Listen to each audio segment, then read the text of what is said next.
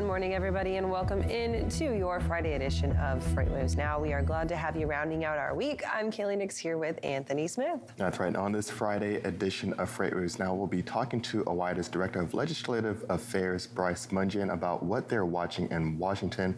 We'll also have our research corner a little bit later to take a look at J.B. Hunt's fourth quarter earnings. But first, our top story is around a couple of moves that will get some attention. Hawaiian Airlines ended a labor dispute with pilots with a surprising outcome. Eric Kulisch is here in studio to talk about it. Eric, thanks so much for joining us this morning. Hey, great to be in the studio with you guys for a change instead of remote. It's great to have you with us as well in the studio. We love having you back out in Washington, but always good when we can get our folks here in FreightWaves HQ. Let's talk a little bit about what's going on with Hawaiian Airlines. And we know that pilot labor has been a hot topic recently. Yes, a lot of the mainline carriers, U.S. carriers, including some freight carriers, have had pilot contracts open in the last year.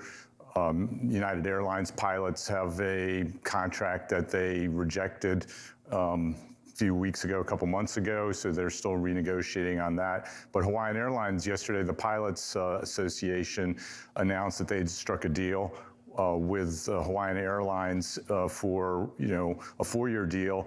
And the interesting thing about that, from our perspective, is that Hawaiian Airlines is going to be flying Airbus A330 freighters for Amazon Air starting next year. So this contract also covers the pilots that will fly those planes and has rules around that. And the Pilots Association claims that it's an industry-leading package, 33% pay increase, retirement benefits, quality of life, like, flexibility in scheduling. But they say it's like, tops, UPS and FedEx pilot contracts. So that's very interesting. And, wonder if those costs will be passed on to Amazon somehow. And Eric, this is a pretty big year for them because they also, like you said, had a deal with Amazon. Is there anything else that they have, you think, in the works coming up in this year, or is this, you think, going to be the pretty big story for them coming off in January? I mean, from the freight perspective, that's what we're watching. I don't know if I think it was about 10 planes are going to be eventually operating converted freighters for Amazon. So we'll have to see if that contract expands over time. I think Hawaiian's, on the passenger side, is adding some more Boeing wide-body aircraft. So, there'll be some extra cargo capacity there. But I'm mostly focused on the freight side. I think it's really interesting that Hawaiian is now bumping this up, sweetening the deal for their pilots, right? Because I feel like flying for Hawaiian is probably a good deal as it is, right? You've got not a whole lot of extensive routes across the United States, and you're flying to Hawaii most times. The cargo guys, though, will probably be flying mostly in the U.S. Because under this deal, they're going to have some kind of a base on the U.S. mainland and be flying those planes for Amazon on the mainland. Probably some routes to Hawaii, too, but unlike the normal Hawaiian routes, they'll be flying in that Amazon network, so slightly different. Dang. I was thinking about leaving my job to go be a Hawaiian Airlines pilot. What can I say? The future is always open, Kaylee. And Eric, we also have some numbers around United and Delta. What can you tell us about that? Well, United, Delta, it was the first to announce of the major carriers' earnings last week. United announced earlier this week. And, it's interesting in the whole context of the, air cargo market overall, which has been down. Volumes are down anywhere from, 10, 12, 15%, depending on who's doing the analysis. Rates are down 30 to 35% year over year, end of 22 versus the peak in 2021. And so, I wanted to see how these airlines did, and they actually did pretty well. Delta actually set a record for cargo revenue. They eked out a record over even 2021 by about $20 million. They had over $1 billion in cargo revenue. They had a little bit of luck because they had a little bit of a mini peak, even though we didn't have a peak season. So they saw that. United actually was ahead of last year's pace through 3 quarters, but the fourth quarter was way down because, as we know, there was hardly any peak season for most of the modes. So, their Delta was down about 18% on cargo revenue year over year, but both of them, and United was down 35%, but both of them were up versus 2019. So, relatively good years, and we'll have to see going into 2023. Most of the expectations are for a soft or continuing declines in the first half at least. It's interesting that we talk about that soft expectation, right? Because with Delta and United both being primarily passenger companies with the cargo arm, what does that mean looking like for costs being passed off? Does that eventually see those, maybe if they're losing revenue on the cargo side, you see that passed off into the passenger side? I mean, they both had really good profits coming out. They're really repaired well from the pandemic. So both of them had over $840 million in net profit. The passenger revenue is really booming now. Leisure travel is very strong. They're seeing, healthy business and international travel. And so, the whole pendulum swung back to making money from the passenger side, which is their bread and butter.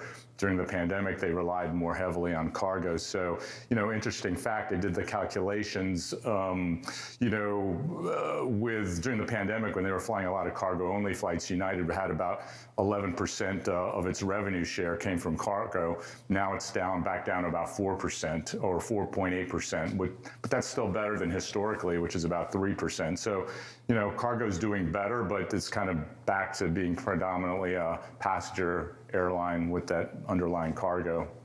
And with that shift in current economic conditions, do you feel as though, this really kind of helped bump up to a new median level for air cargo and that we're just kind of moderate around that level? Or do you think there will be a little bit more decline in the air cargo segment? Yeah, that's a great question. I think, I think that's the thing we're seeing in ocean and maybe other modes, but air too. It's been a 10-month steady decline, and people are, probably not happy that the market's down year over year. But 2021 was a record and an outlier, being with volumes and rates so high. But it seems like things will reset at a higher bar. It'll be, lower, but still above, several degrees above where it was in 2019. So I think people are thinking there'll be some reset, normalization, but we've gained over 2019 and as far as rates and volumes. So part of that main reason for that massive uptick in air cargo was, of course, the port congestion, the lack of capacity on the truckload side, right? Is that you had so many things that were stuck in off of the West Coast and folks saying, we'll bite the bullet, pay a little bit more for air cargo. As we see all of that port congestion easing and truckload capacity coming back into acceptable levels, do you think that that's going to continue to cause that shift in air cargo and they're going to be kind of the following indicator instead of the leading indicator? Yeah, that's a great question. I think for sure that's what we're seeing. During the pandemic, there was a large shift to air because the supply chains were so gummed up in the ports. Shipping delays, taking months.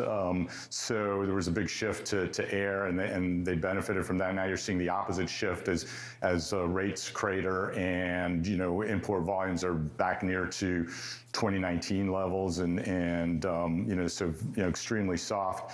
And, so those are the things that, some of the predictions are for ocean import volumes to still go down into the spring. So I think, there's some hope that there'll be a leveling off or a bottoming out for air and a bounce back by mid-year. And one of the indicators will be if ocean imports pick up, the severity of the recession potentially, and also probably whether inflation is coming down or whether inflation hits more services or goods. If it's more on the services side, people might start buying goods, and we'll see, some of that demand flow into air cargo. So let's round it out talking about jet fuel prices and what that market looks like. Are we still really seeing some volatility, some increased prices on the jet fuel side? I think jet fuel is down along with oil prices, so there's some relief there. But if they go up, the passenger airlines were pretty, they're pretty much able to pass those on in fares to consumers. But it's interesting, one thing about United's earnings call, Scott Kirby, their CEO, mentioned that, he thought a lot of the passenger airlines are overly optimistic about their capacity, and, post Southwest Airlines meltdown over the holidays. And he's like, look, we have these structural impediments. The Boeing and Airbus can't supply aircraft quickly because of supply chain problems. We've got labor shortages. We've got outdated systems at a lot of the airlines and the FAA. And so, we can't bring as many planes on as we thought or to 2019 levels. So, airlines need to plan and maybe not schedule quite as many flights. Eric, an absolute treat to get you to have you here in office with us. When we're looking at the air cargo market, are there any underlying trends that people aren't quite talking about that you see that should be watched closely? I know one of the things that I think kind of come to mind that you spoke about, of course, was imports. Are there any things like that you see could be a factor that a lot of people aren't kind of watching right now? I think it's just, one of the things a lot of people are watching is just those inventory levels. When do you guys are watching that too, the trucking guys are watching, but when do those warehouses and the retailers kind of clear out that overstock that, contributed to why there was no peak season? If people burn that off and the recession isn't so bad and consumers start buying, that's what people are watching. Then there might be some reordering from Asia and Europe and the ships and the planes will start filling up again. Awesome, Eric. Well, thank you so much for being here today. Safe travels back home to Washington. Right now, we're going to toss things over to the wall. We've got our first carrier update of the morning.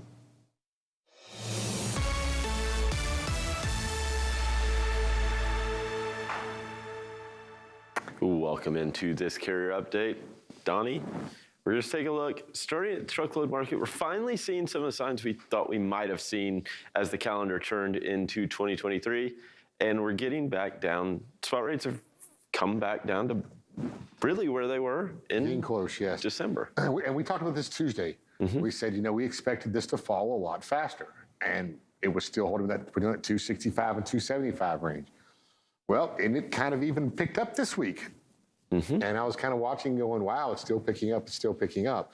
And then this morning it did crash using yesterday's data. And crashed, it was down about 10 cents per mile and down to 252. And it's exactly what you said. It's here's 2023 right here. This is pre-holiday, late November, early December, when there wasn't a lot going on. There wasn't a lot of demand because, as Eric just mentioned, we kind of missed that fourth quarter peak season. And so that's where we're at right now. But the problem, Tony, is there's nothing coming up over the next few weeks that's really going to help support and increase this demand for trucks. Yeah, for sure. And when you look at it, it's really hard to see. There's a faint dash red line. There's 2 dates in December where that daily rate was lower than what we had now. So, think of that. All of December, which really from the beginning of December through, the 18th, was really a soft period of time. You didn't really see any reaction in the freight market to the holidays or upcoming holidays. And like you said, we had this catalyst to drive rates higher with the holidays. We don't have that now. Yeah, normally right around December 15th, this is when your contract stuff really slows down. Yep. The Christmas season is over as per se for contract. But from the 15th through the 1st, you'll see a lot pick up on the spot market where maybe somebody doesn't have contracts in place or something out of the ordinary, time sensitive, and they really start pushing it.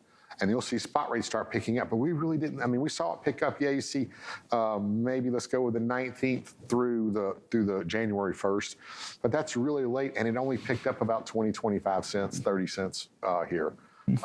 So it was really a very, very weak fourth quarter. Yeah. And now that we're over the hump, and there's nothing here for a lot of demand to really hold this up, it's going to be tough. Yep. Let's check out diesel fuel because we had a lot change in diesel fuel. The next chart here,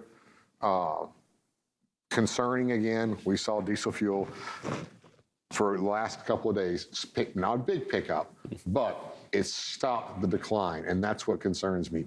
I really wanted to hold that decline, keep going down, but we talked about, again, this as of Tuesday, our rack price, our wholesale price, continue to climb, and at what point were those station owners going to start pushing those rates back up? Before it was between 90 and $1.10. Well, let's check out the next chart here. We got down to about, $1, right around just below $1.30, $1.29, and that's when they started pushing their rates back up. So again, they might have changed their habits, and now they may just want a little more because they're used to it. Yeah, I think part of that goes into the volatility on the rack side. They want to protect themselves from getting the shock where, hey, their margin goes from the $1.10, what it normally was, to 20, 30, 40 cents, right? That's a big swing when you're having to pay taxes that really is what that margin's paying for. They want to keep it so they're not breaking the bank if that market were to change really quickly like it did earlier in 2022. When we come back, we'll look at OTVI, OTRI, see what's going on in the overall market. Awesome stuff. Thank you, Donnie. As always, right now we'll hand it over to Kaylee Nix. Okay, guys, thanks for that. It's time for our first check of headlines this morning from FreightWaves.com. The Port of Long Beach did not set records for cargo imports during 2022, but said the break in container movement allowed for a return to normal operations while once again serving as the nation's leading export port. The port moved 9,133,000 TEUs in 2022, down only 2.7% from the record in 2021. Imports dropped 4.9%, while exports dipped 1.6%. Despite the slight decline, Long Beach remained the leading export port for a second consecutive year. Empty containers processed declined just about 0.14% year over year. Walmart is expanding its in-house driver training program to include associates located within a 50-mile radius of an office where transport workers are hired. The expanded plan comes 9 months after Walmart launched a program for its existing supply chain employees to obtain their CDLs. 56 workers have been trained, licensed, and started driving since the program began.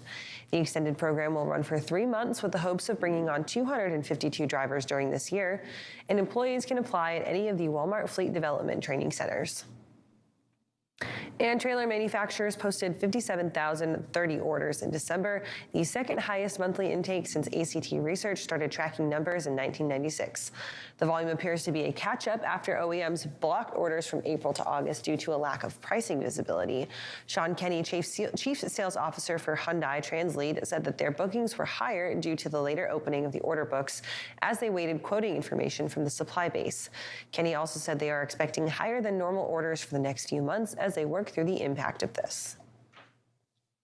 And you can find details of these stories and so much more on FreightWaves.com, as well as our FreightWaves app. And if you're watching us on YouTube, give us a like and subscribe to stay updated. For the full FreightWaves TV experience and to catch anything you might have missed, head on over to tv.freightwaves.com. We're going to go ahead and take a quick break. We'll be right back with more FreightWaves Now in just a minute.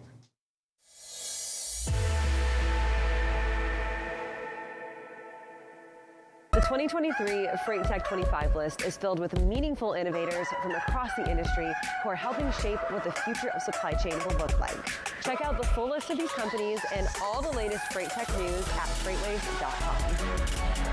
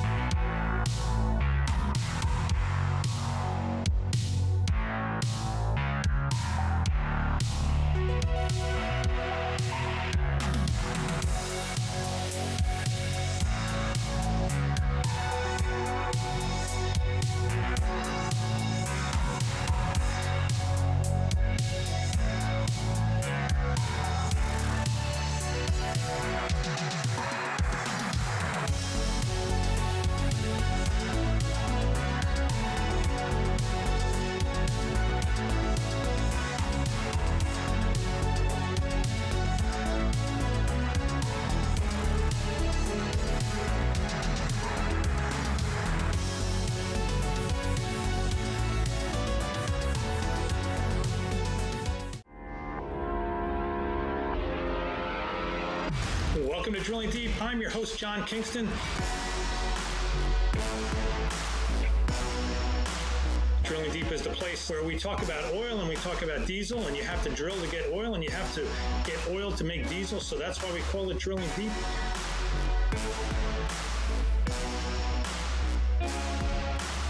Drilling Deep drops every Friday on FreightWaves TV and all available podcast platforms. And welcome back to FreightWaves Now. It's time for our first check of the weather for your Friday. Folks in the Mountain West continuing to just get slammed with some pretty heavy winter snowfalls. We see our next major storm system setting up across there as well. Got an influx of moisture and an infusion of cold air. Boom, you got a lot of snow. Let's check it out in Sonar Critical Events right now. We've got the radar turned on. Most of that snow currently falling across northern and northeastern Arizona from the Flagstaff area, specifically along that I-40 corridor. And because of that, we do have winter weather advisories in place that do include I-40 from Flagstaff up to the New Mexico border. And then across the state border, we've got winter weather advisories in place, again, for I-40, including Gallup through Grants, ending just to the west of the Albuquerque metro area. So with that, we can expect some pretty heavy and honestly persistent snowfall going on today. Some of this could be in excess of about 2 to 2.5 inches. And with that, the roads are cold out there already thanks to that cold air, so we could expect some travel impacts specifically along the I-40 corridor. Same thing, I-17 moving down from Flagstaff in towards the Phoenix metro, expecting once again some pretty heavy snowfall, especially along the mountain passes there. Other than that, snowfall will be light moving up towards northwestern Arizona and into the St. George, Utah area, and then down throughout the deserts of Utah as well. Do still have winter weather advisories in place, though, including that I-70 corridor from St. George up towards the Salt Lake City area, and then out running east-west on I-70 headed towards Colorado. Most of the snow, though, however, is going to be focused along that Arizona area. This will slowly rotate up into the northwestern corner of New Mexico, eventually coming back through into the I-25 corridor as well later on today. And so because of that, we kind of have some preemptive winter storm warnings in place for that southern part of I-25 in southern Colorado, and then along that northern part of I-25 in northern New Mexico as well. Overall, snowfall not expected to be super impactful, but we will still once again see possibly some travel impacts here or there on the interstates. So just be careful, take some extra time, and make sure that you are following any and all chain restrictions that might be in place as we move throughout those mountains. We'll talk a little bit more about winter weather coming up later on in the show. Right now, we'll toss things over to Isaiah Buchanan.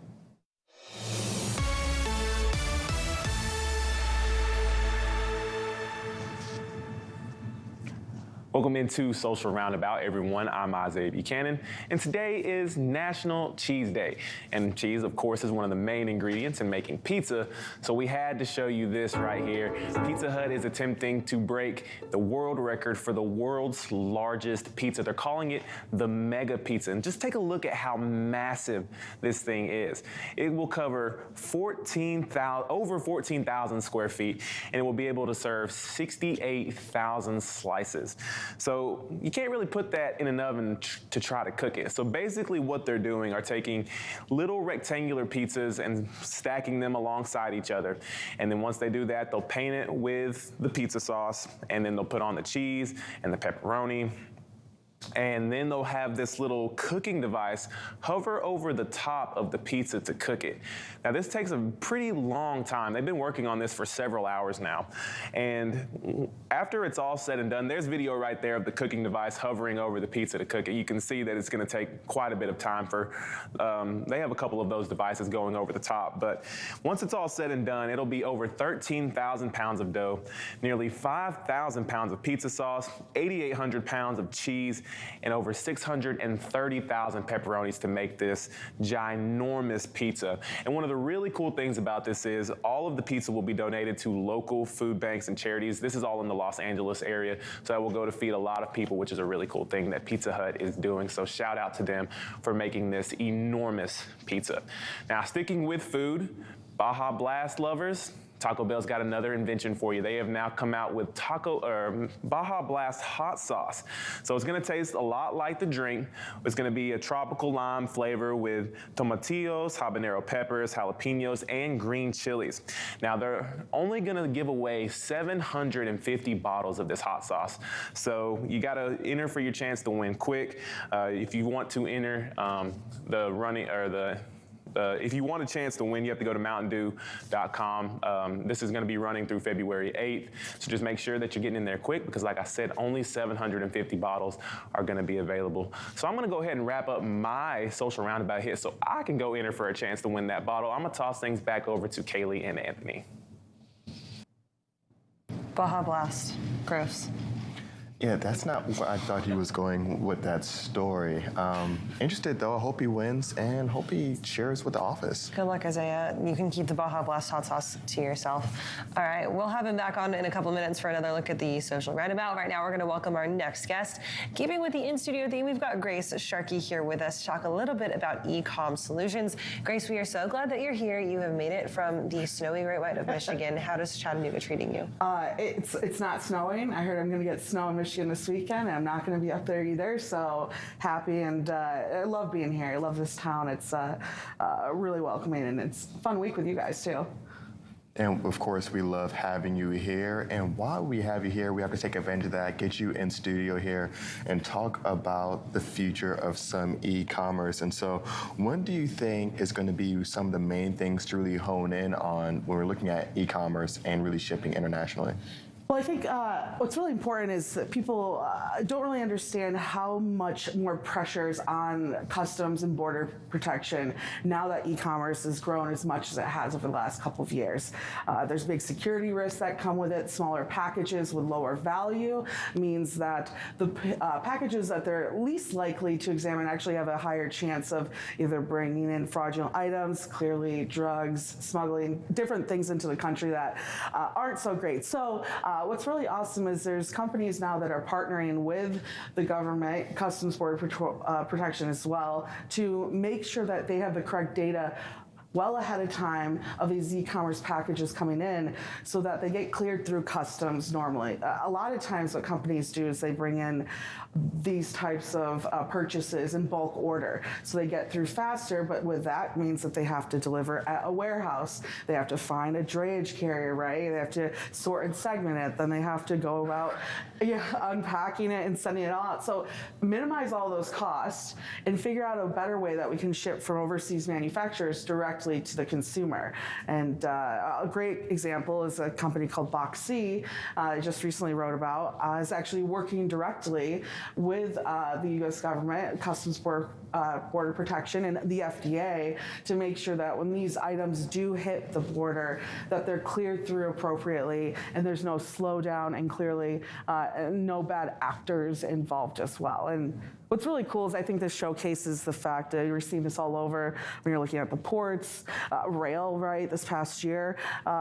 It's nice to see that these government agencies are working with some of these private companies who know what they're doing, who know how to attack these problems, and making sure that we're coming up with solutions faster so we can all get those clothes overseas that we're ordering faster and in a 2-day time span like we all want at the end of the day. I think about like on TikTok, there's those videos where you see like the behind the scenes of what it looks like when your Shein order comes in, right? Yes. It comes in like in a pallet that's like this tall and like this wide, and you're like, how the heck is my one shirt like buried in that pallet, right? Yeah. But it's really interesting to bring that up because it's a perfect opportunity for nefarious folks to add in those little things where they know they're not being scrutinized as deeply. Yeah. What does the cost look like to the government for partnering with these types of private companies?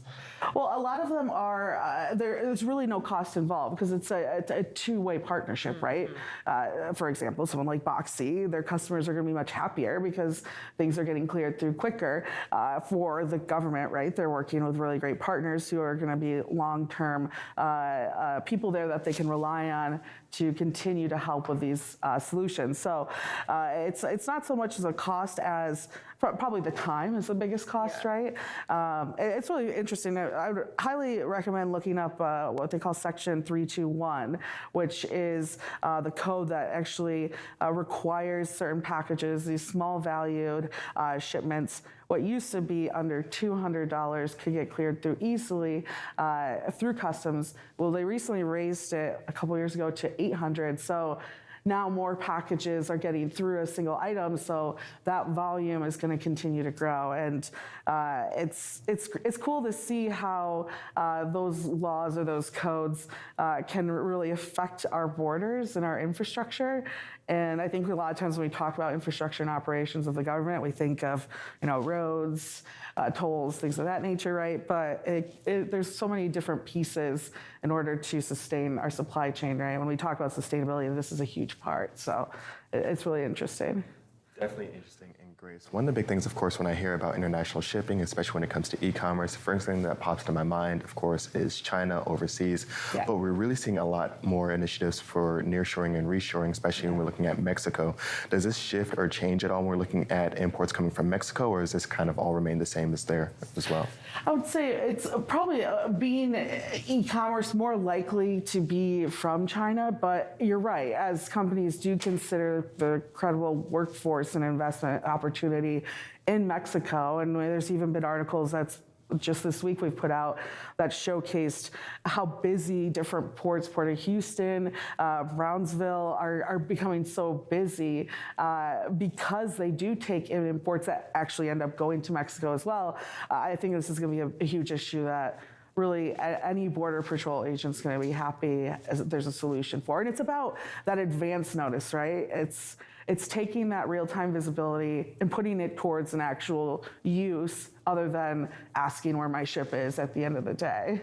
Absolutely. And you mentioned the fact that it makes the Border Patrol agents' lives easier. And I'm sure that this makes now the folks who are dealing with your customs brokerage a lot easier as well, right? Yeah. We talked to Mary O'Connell about this last week, about how finding a good customs broker is like finding a gold mine, right? And once you get the good one, you want to stick with them. Do these types of real-time visibility technologies really help them do customs brokers, that is, do their jobs more efficiently, more effectively, and almost build a better partnership now with your customs broker, with your shipper, and then with your carrier? Most definitely. I mean, with so much coming in and coming out, and clearly we're in a cyclical situation where demand's a little bit lower, but it's going to bounce back. And when that does bounce back, it's good to know we're going to have all of these technologies working in order to handle that demand that will be there. So it's I think anyone in the customs relationship, whether it's that broker, and end of the day, us, the end consumer, right, who wants that good. It keeps us competitive, right? It keeps us able to use outside manufacturers and know that we can compete price-wise. So as a consumer, if I know I'm going to get my goods faster and for a cheaper price, why not go for it? And so then on the other side, I also imagine that this really helps kind of beef up the opinion of outside relations when you talk about from a government side, right? Like you've got a lot of folks in Washington who are like, well, we don't want to do international trade with China anymore. We want to limit this types of trans-Pacific and trade with Asia because they're afraid of the safety and security, right? And the toll that ensuring safety and security puts on the American system. So does this kind of help change their mindset as well, maybe lead to a more favorable relationship with that continued trade? Oh yeah, and this has been in place since 2017, where they put out this strategy. They saw this coming, right? Which is it's perfect timing because they didn't see COVID coming. So the fact that they're on top of this, and they actually, Box C, for example, is a part of a longer term partnership with U.S. Customs Border Patrol. In this example, they're also working with the FDA, right? But what's really cool is that they have been focused on and noticed the huge problem this could be for security at the end of the day back in a couple of years ago. So it's a long-term plan. This is actually the Section 321 proposal has been pushed and extended a couple of years now. And I think that showcases, government's very serious about how our borders could potentially be affected in a security potential way if we don't start finding a way to handle these smaller packages with lower value. And Grace, we're looking at 321. What's the timeline look like with rolling out on this? It's a slow and steady space. So it's really it's an initiative to get more data in their hands. Really what everyone in our supply chain has wanted for years anyways. It's kind of funny. But to get more data into their hands so that they can start to analyze and have, again, that advance notice. So when it comes through, they have all the paperwork necessary. They know the manufacturer. They know where it's going to. They have everything to clear it through. So I wouldn't be surprised if this keeps being extended until we see more of that real-time visibility tool showcasing that advance notice. And we get to that point where we can, even in something like sonar, gauge even further down the timeline of where our goods are coming from and when they're coming. Awesome, Grace. Well, thank you so much for joining us this morning. What are you working on right now going forward for stories the rest of this week and next week? We have some Raise news coming up, some really cool technologies coming from some of our favorite supply chain companies out there that I'm working on. And actually finally taking a vacation here next week too. So we'll have some of that. Yeah, just a few days. But we'll be back on the radio too next week, and a lot of this year I think is going to be really interesting when it comes to, for myself, I think shipper investment in their own supply chains. Excited to see where this real-time visibility data starts to take off in examples like this. I think we have a lot to look forward to investment-wise in this industry this year. Well, Grace, always amazing having you on. Even better having you here in studio. Thank you so much for being here. And thank you all so much for tuning in. Keep up with us. We have more FreightWaves Now coming up right after this short break.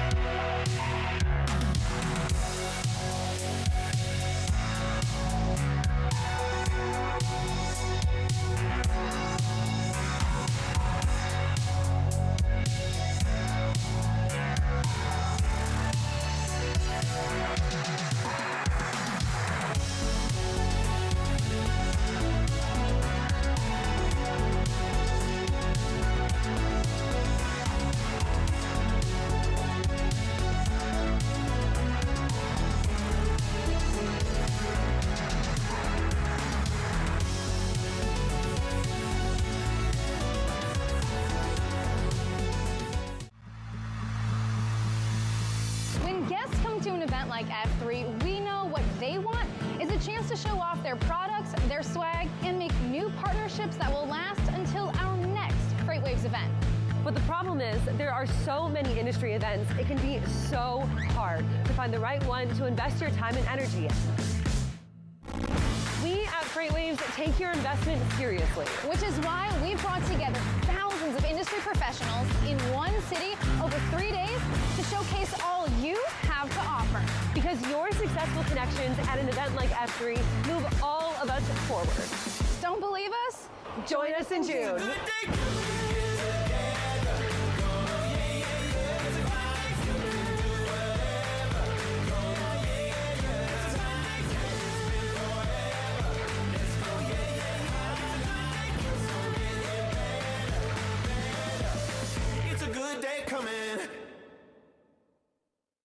Hey everybody, this is Thomas Watson, enterprise trucking carrier expert here at FreightWaves, telling you about my show, Loaded and Rolling. Now, it involves trucking topics for large carriers and even small ones that wish to be large. Anything that impacts trucking, you can get it there. You can catch us every Tuesday at 1 p.m. Eastern on tv.freightwaves.com. We do it live.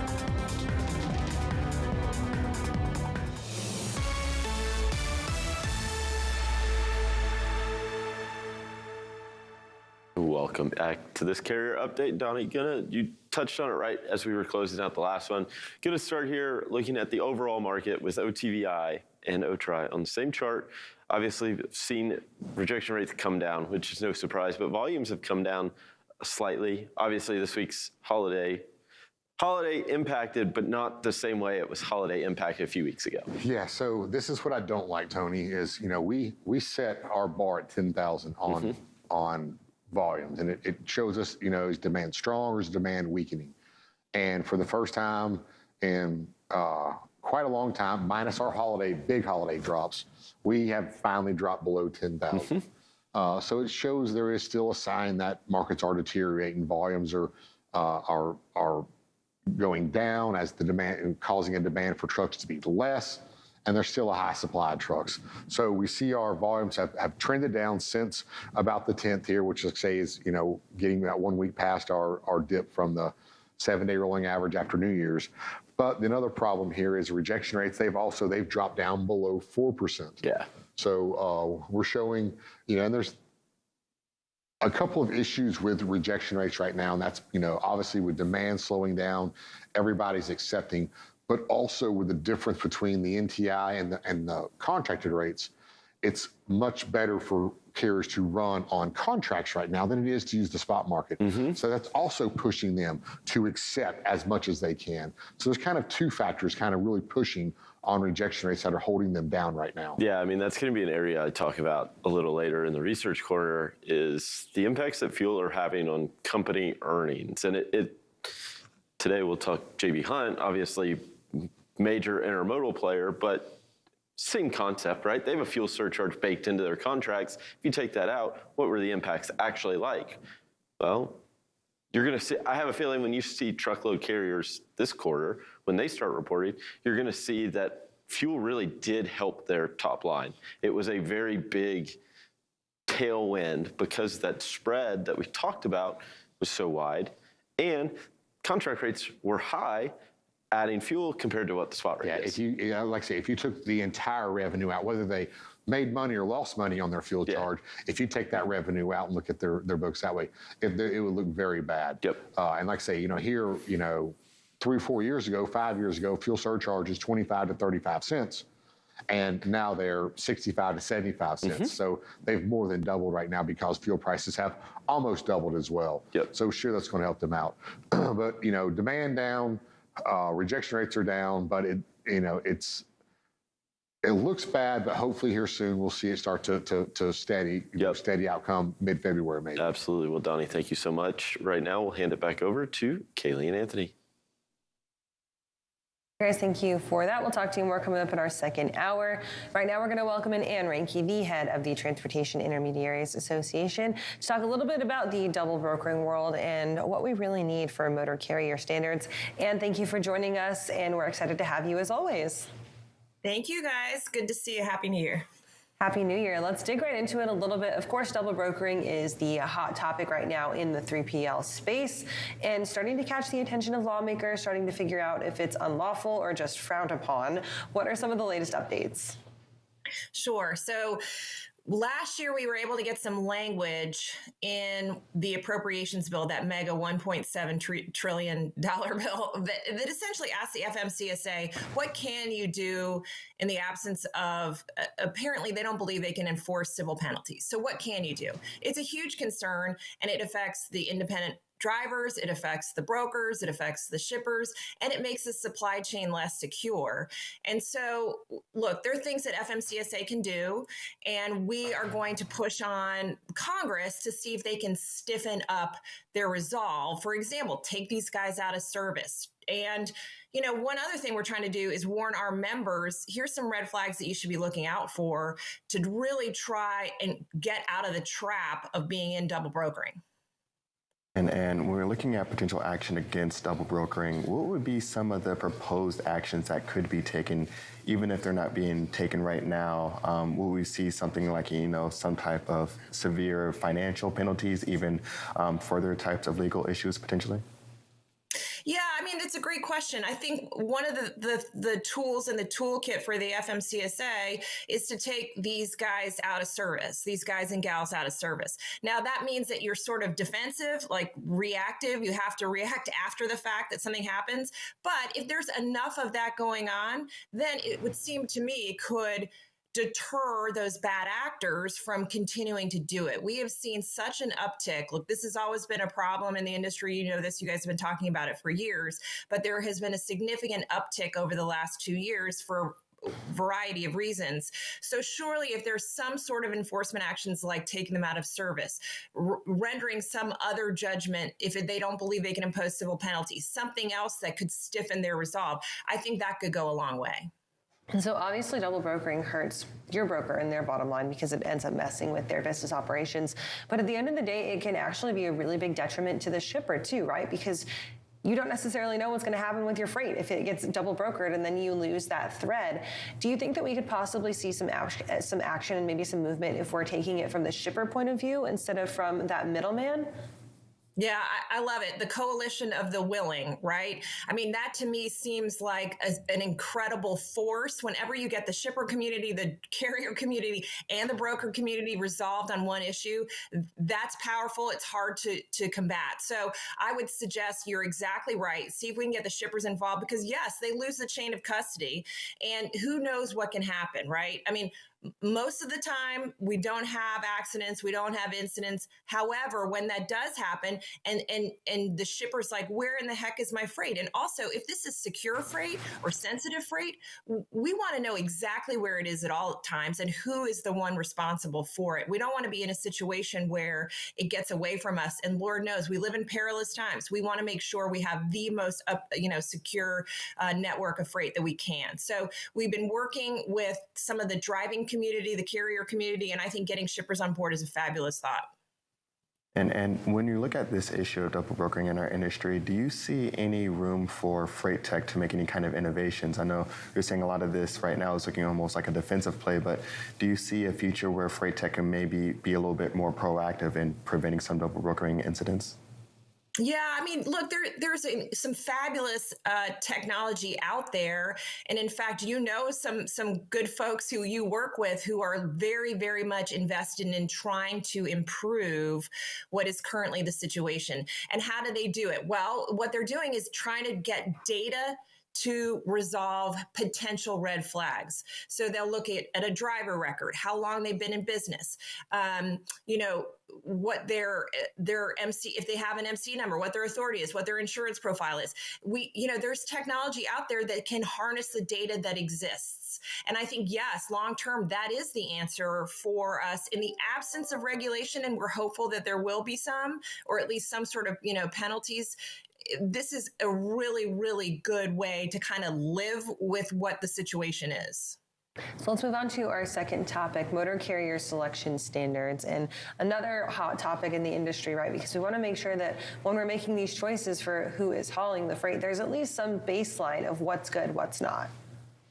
That's right. So you probably saw the National Highway Transportation Safety Administration release that last year there were 10% uptick in truck accidents. And now we're not suggesting that carriers are all bad, and certainly the traveling public can contribute to truck accidents. But the fact that 10% have increased, and we are not doing anything about a carrier selection standard of any kind, to me, is a problem. That means status quo is untenable. 90%, as you know, 90% of the trucks on the road are not rated. And not, again, because the FMCSA are bad people or they're lazy, but they don't have the resources to go and physically audit every single truck that's out there. So our suggestion has been for years, let's use the data that they have at their disposal and establish a standard that's clear, either up or down based on that data. And we can figure out what the right data is.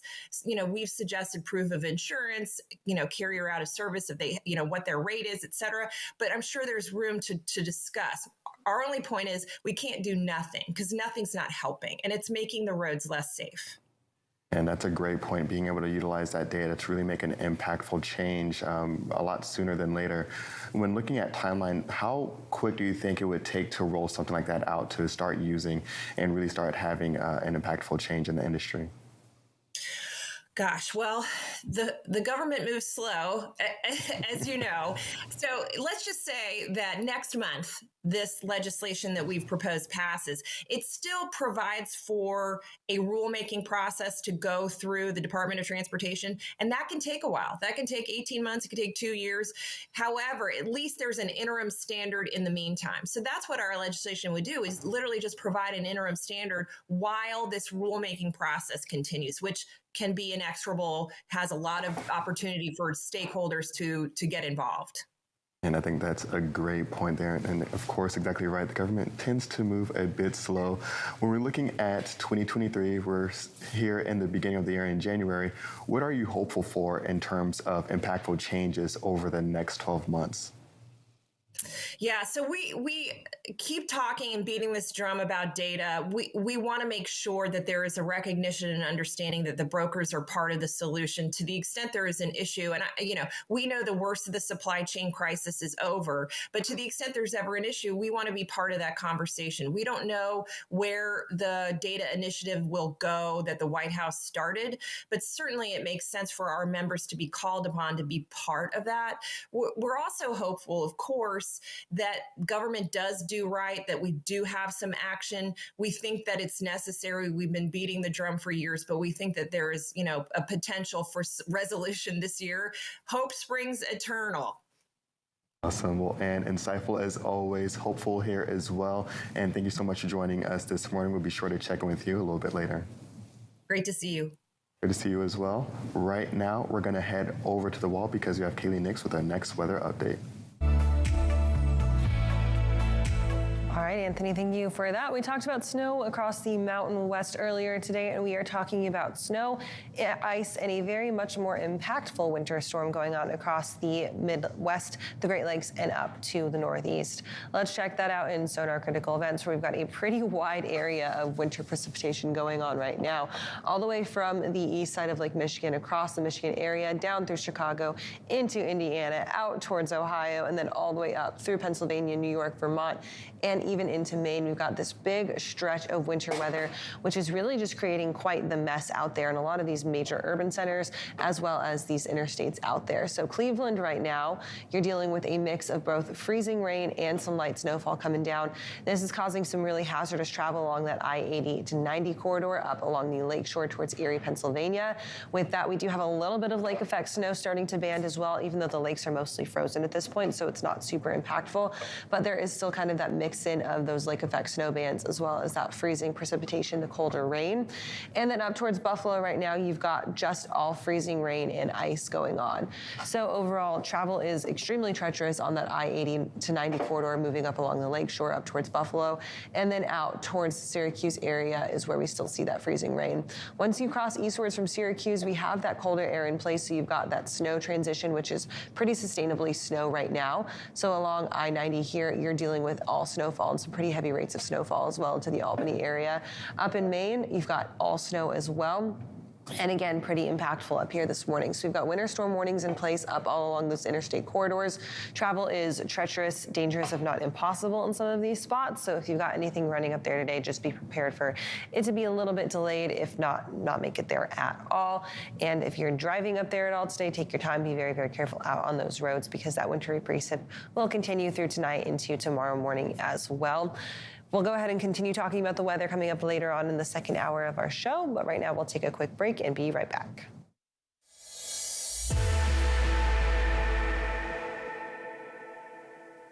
Welcome back to another edition of Check Call. Check Call. Check Call. Check Call. Let's go. Nobody works for free, so why should we be expecting our drivers to?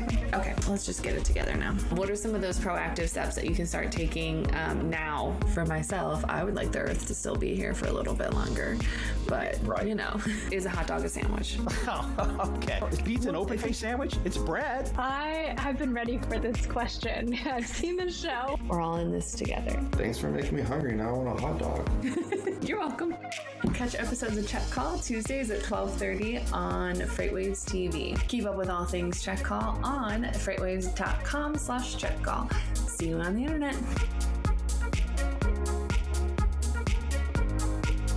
What does this have to do with freight? Well, I'm glad you asked. People are wondering what's going to happen with inflation. Is there going to be hyperinflation? When is hyperinflation going to be here? When is there going to be inflation? What's going to happen with inflation? Inflation.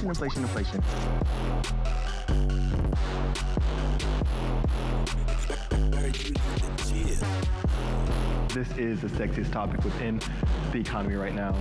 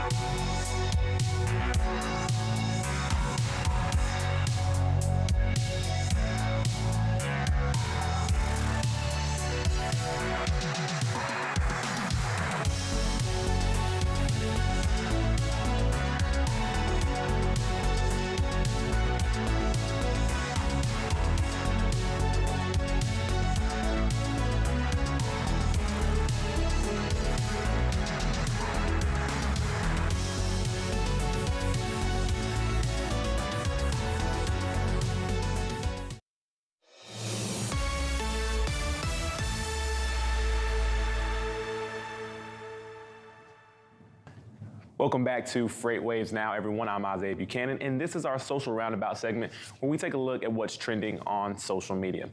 Speaking of social media, Instagram is rolling out a new feature to help you get some more work done. They're calling it their new quiet mode. So think of this as basically do not disturb, but for Instagram. So if somebody were to send you a DM, that message would not get, you wouldn't get a notification, and Instagram would automatically reply to that person's DM with saying you have your phone in quiet mode, letting them know that you are working on stuff or getting things done. So this is mostly aimed at a younger audience so that they are able to, Instagram said it's for the younger audience because they want them to be able to study more, put the phone away, get their studying done, maybe get a little less blue light when they're trying to go to sleep at night. So this is available in several countries, including the US, so you can turn this feature on your phone right now. Now I want to switch things up and talk about NASA just a little bit. You know, they recently launched their Orion mission back on November the 16th, and it arrived back here on Earth on December 11th. Well, there were 3 mannequins aboard that Orion spacecraft, and now they're being studied. Let me introduce you to Mungeon Campos. Yes, his name is Mungeon Campos, named after a NASA engineer. He was one of 3, the other 2, one of them named Helga, the other Zahar, were 3 mannequins that went on the Orion spacecraft that traveled 270,000 miles. That's longer than any man-operated spacecraft so far. So now Campos is going to be going to Houston for further study, while Helga and Zahar are going to be going overseas. So Campos was equipped with several different kinds of sensors, including dual radiation sensors and acceleration sensors.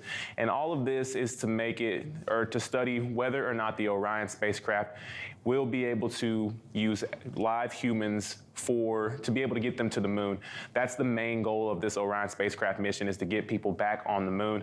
And so doing these tests with these mannequins should help them. They have a mission planned for 2024 to go back to the moon with live humans. So that's a really cool thing that they're planning to do here in the next year or so. And then even further down the line, they're planning on using the Orion spacecraft to potentially get human life to Mars. That's all I have for this edition of the Social Roundabout. But right now, we'll take a quick look at the last 24 hours in freight with our market update.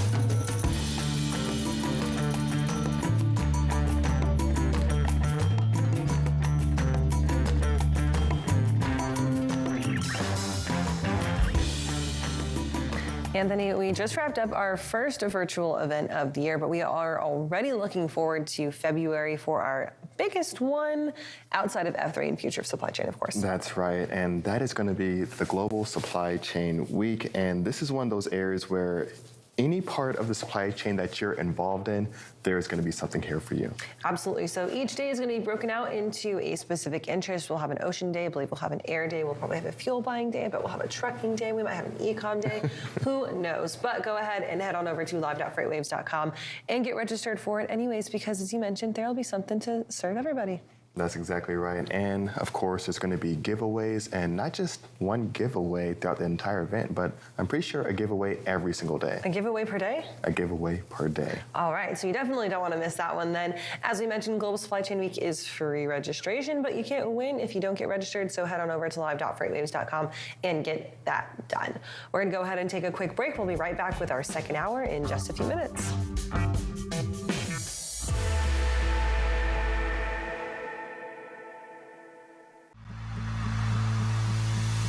When guests come to an event like F3, we know what they want is a chance to show off their products, their swag, and make new partnerships that will last until our next FreightWaves event.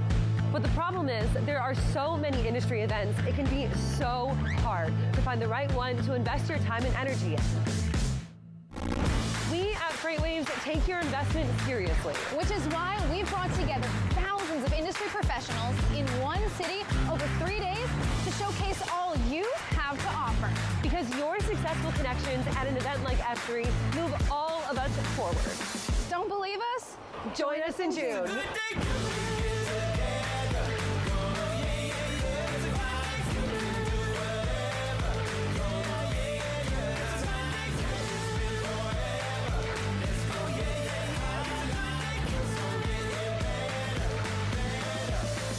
Good day coming.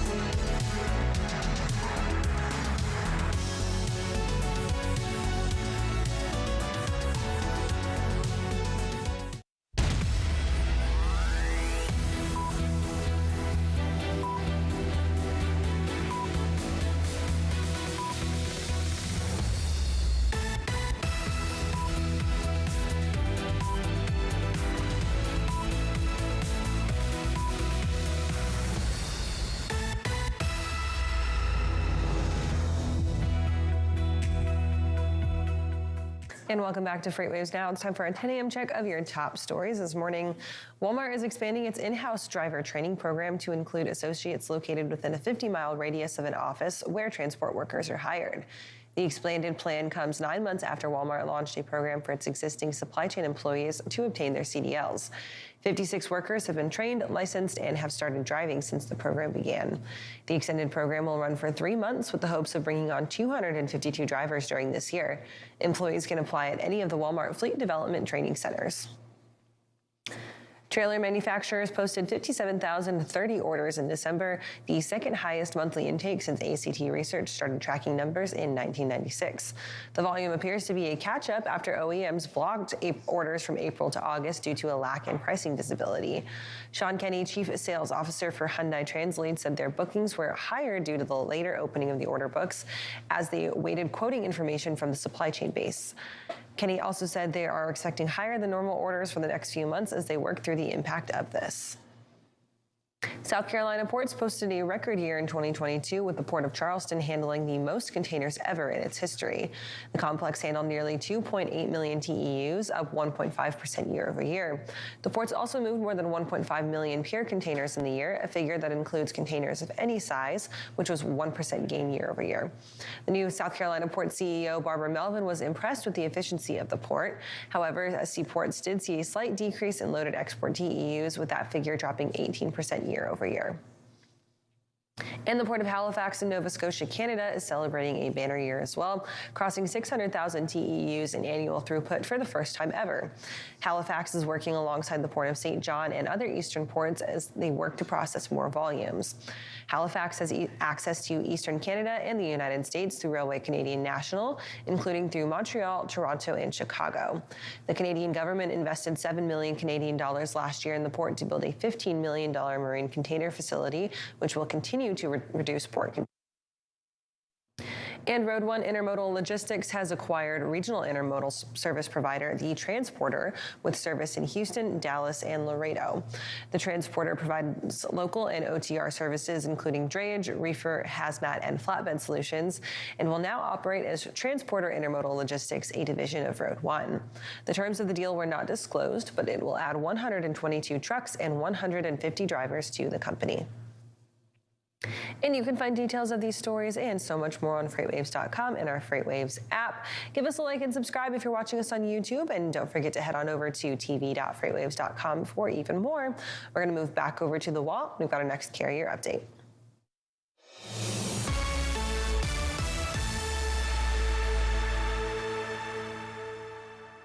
Welcome into this carrier update. Donnie, we talked about the overall market. Now we're going to touch on breaking out volumes by mode. And you're seeing kind of this tale of two cities almost, right? You're seeing reefer volumes pick up a little bit of steam, van volumes still in decline. So here in green, but both of them are still technically a little bit in decline.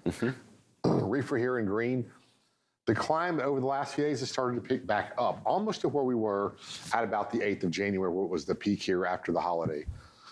Dry vans picked up just a tad and then started to fall down. And this is where we see a lot of what we saw in the OTVI of it going down. It's because we're losing the demand in the dry van right now.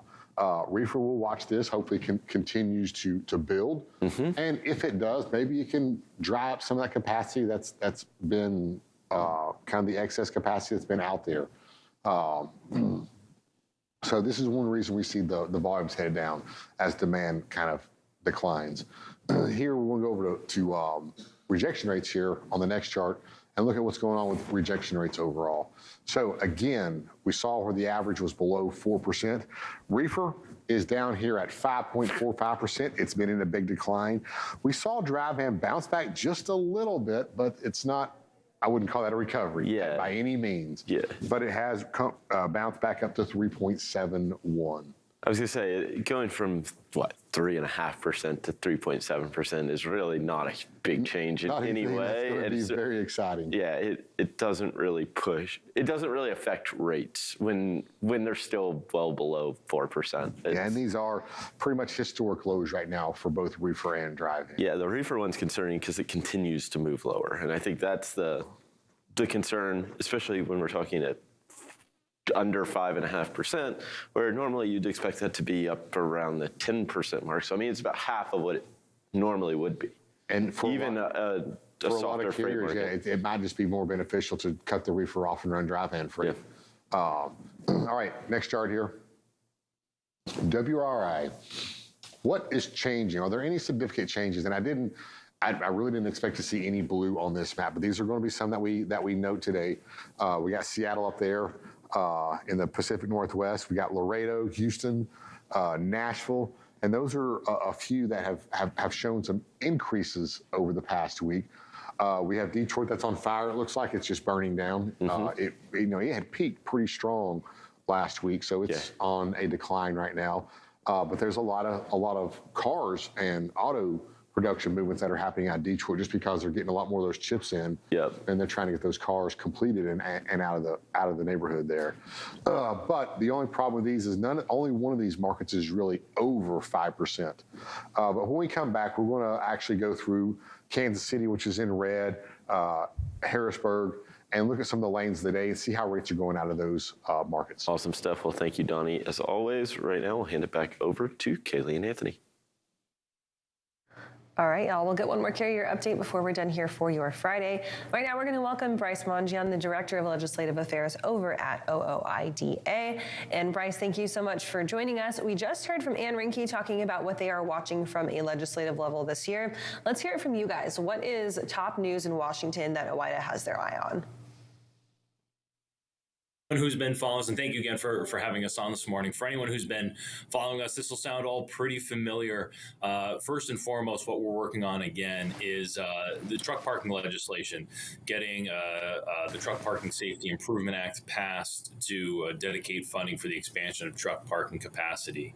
And some of the other priorities include as well restroom access legislation. That was a bill that we saw introduced right at the end of the past Congress at the end of December. So we're expecting that to be reintroduced here shortly. Then a few other items that you've heard about, the Got Truckers Act, which would eliminate the exemption that denies truckers guaranteed overtime pay, is something else we'll be pushing on. And then we'll be watching too on the regulatory side, especially with a speed limiter mandate we know the FMCSA is working on, as well as their universal electronic identifier, kind of that remote identifier rule. So that's just really the top ones. We have a really full plate coming up. It's kind of not exactly square zero or square one with these things, but with the start of the new Congress, we're going to need to wait just a little bit to see this legislation reintroduced. And Bryce, starting with that first topic, of course, truck parking with divided government, and we're looking at the state of the House right now. Do you see this being an issue that would be a little bit difficult to make any progress on this year, that would potentially get held up? This is actually one issue, and I don't want to sound too optimistic, but, this is one where we're actually cautiously optimistic.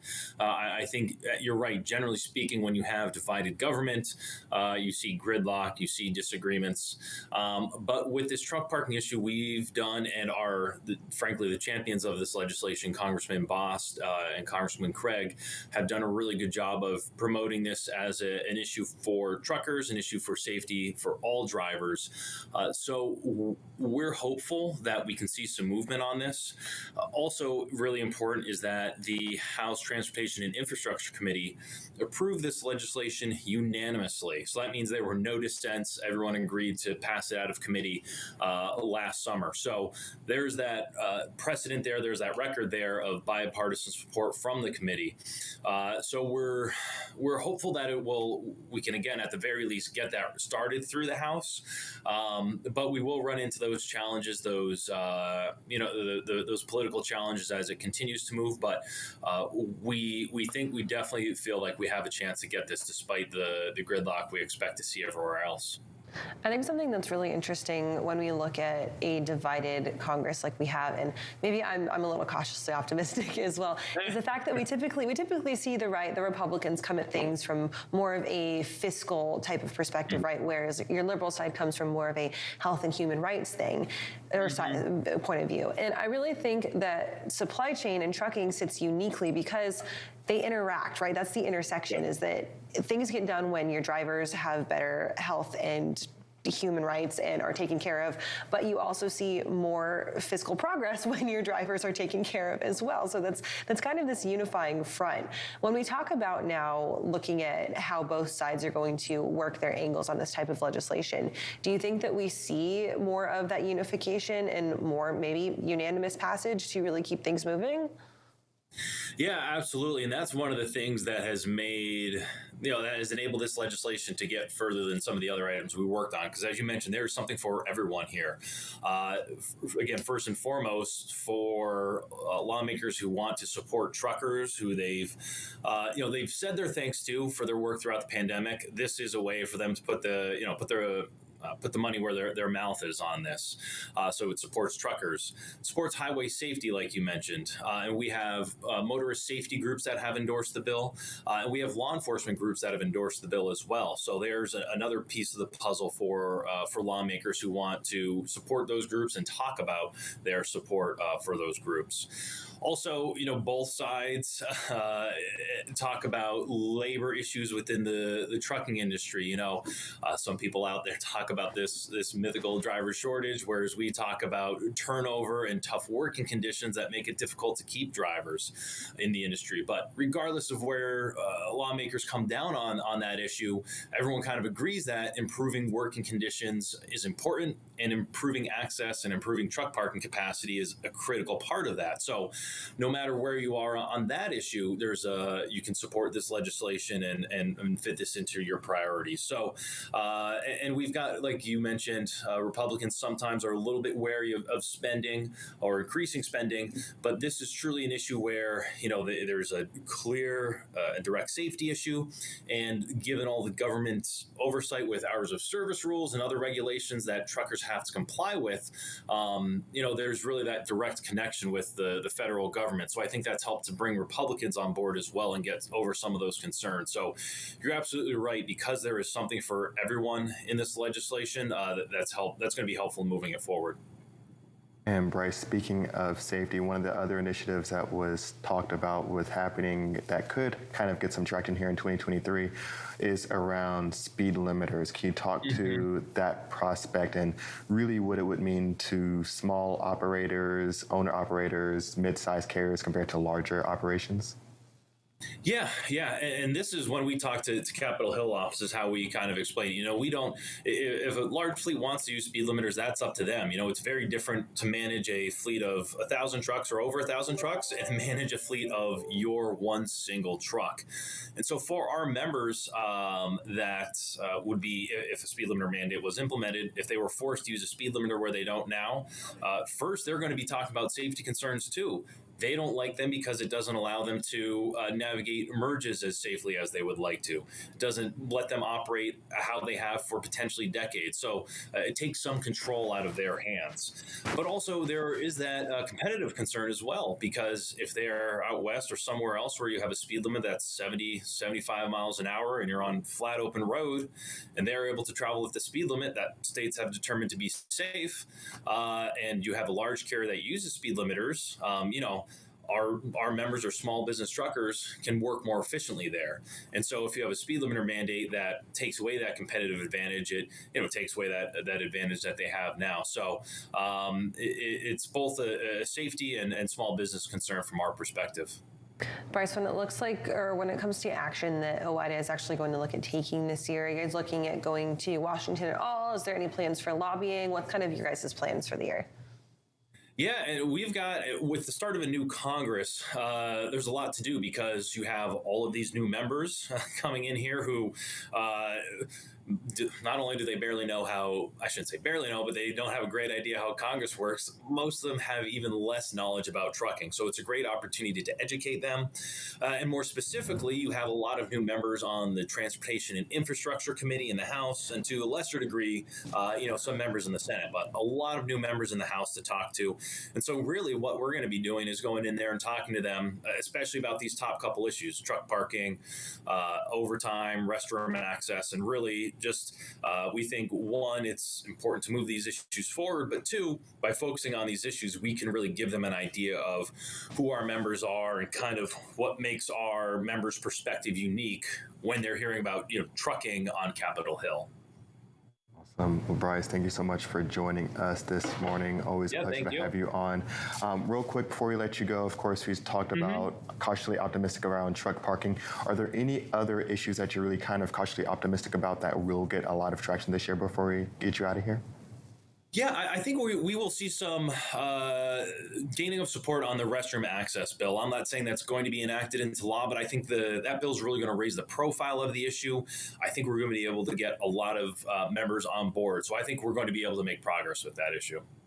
Awesome, Bryce. Well, I'm excited to see what does actually happen this year, and hopefully we can get some progress going. Thank you so much for joining us this morning. We'll be sure to have you on to follow up. Great. That'd be great. Thank you. Right now, we're going to head back over to the wall because we have Kaylee Nix with another weather update. All right, Anthony, thank you for that. Again, we're going to talk a little bit about a budding winter storm that's going to bring some quick hitting but decently impactful snow to the central parts of the plains, including that southwestern corner of Colorado and then the northwestern corner of Kansas. So let's check it out in Sonar Critical Events. We've got that forecast snowfall turned on right now. And right now we do have the majority of the winter weather going on across northwestern or northeastern Arizona, that is, from the Flagstaff area along I-40. But that's going to slowly drift up to the north-northeast, moving through the northern parts of New Mexico into the southeastern corner of Colorado. That's really where the heaviest snow is going to hit, is right kind of between that I-25 and the US Highway 50 corridors. So with that, overall snowfall impacts to those major thoroughfares not going to be super impactful until you get up to I-70 running through Kansas, because we're going to see that bullseye of heavier snow again hitting right along I-70 along that Kansas-Colorado border. With that, we could be expecting anywhere between about 4 to 6 inches, possibly locally higher amounts in some spots, just depending on where that heaviest snowfall sets up. With that, we could be seeing travel impacts again along that I-70 corridor, specifically in western Kansas. And then this is going to be tonight into tomorrow morning, and then through your Saturday. Then for the end of your weekend, Sunday on into Monday morning, that snowfall will slowly move up to the north-northeast, looking to blanket again that Kansas area. Kansas City going to get some snow, possibly up into the Des Moines, Iowa area, and then eventually trailing off as we move through Chicago. So this forecast snowfalls through the next 3 days. So again, looking at just about 4 to 6 inches for those heaviest spots. Locally higher amounts are of course possible, but the major interstates and thoroughfares looking at feeling about 4 inches of snowfall total out there throughout the next few days. With that, again, if you are driving through any of those spots, make sure you are taking your time, being careful out there, and abiding by any and all chain restrictions that might be in place, and you can find those up on your local DOT websites, of course. We'll talk about weather one more time before we're done here for the day. We're going to take a quick break, and then we'll be right back with Research Corner.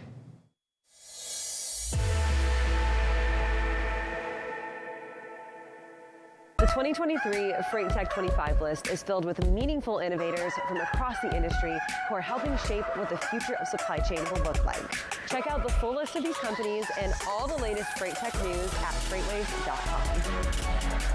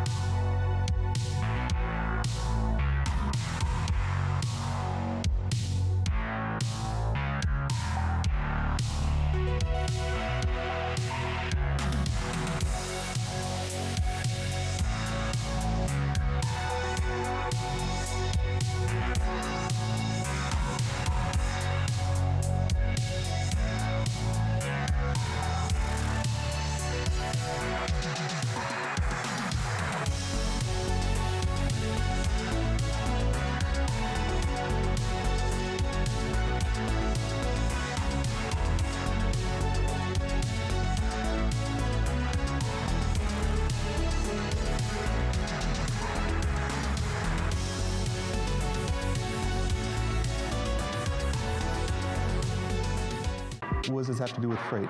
Well, I'm glad you asked.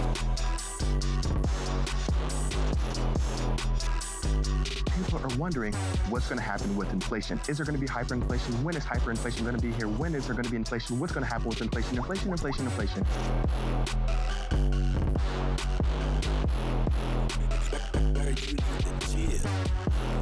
This is the sexiest topic within the economy right now.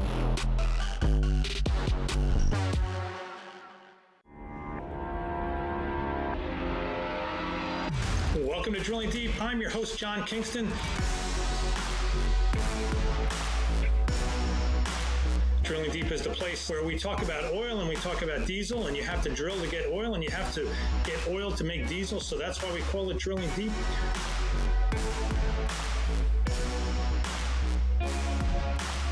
Drilling Deep drops every Friday on FreightWaves TV and all available podcast platforms.